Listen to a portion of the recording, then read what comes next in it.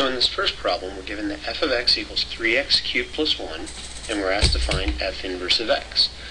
One way of doing this is first we set y in place of the f of x equals 3x cubed plus 1.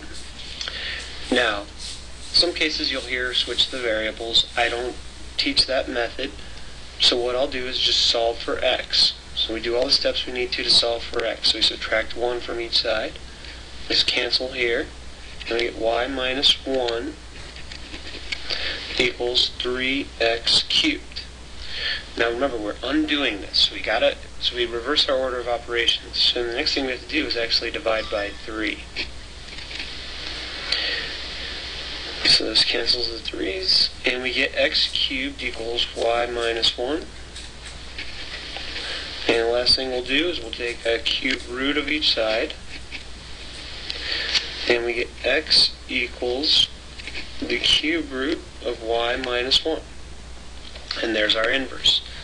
Now, this problem did ask us to find f inverse of x, so what we'll do in our final step, we'll rewrite it, and this is telling us to use x as our input variable, so the cube root of x minus 1.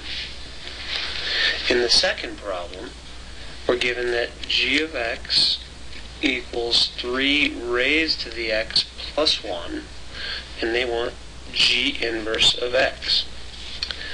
Same start. We're going to let y equal 3 to the x plus 1. And again, we'll solve for x. So subtract 1 off of both sides. Get y minus 1 equals 3 to the x. Last step in solving for x, we're going to need to use a log or a natural log. I'll go ahead and use natural log in this case. So I have a natural log of y minus 1 equals, now we can rewrite this, x times natural log of 3. I'm allowed to pull that exponent out front by properties of logs. Last step to solve for x is divide both sides by ln of 3.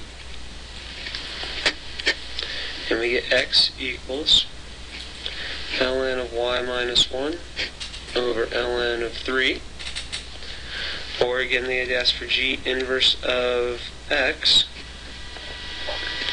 which equals ln of x minus 1 over ln of 3.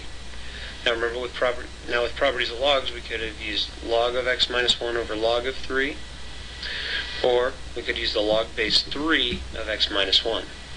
We will talk more about logarithms and exponential functions in a later section.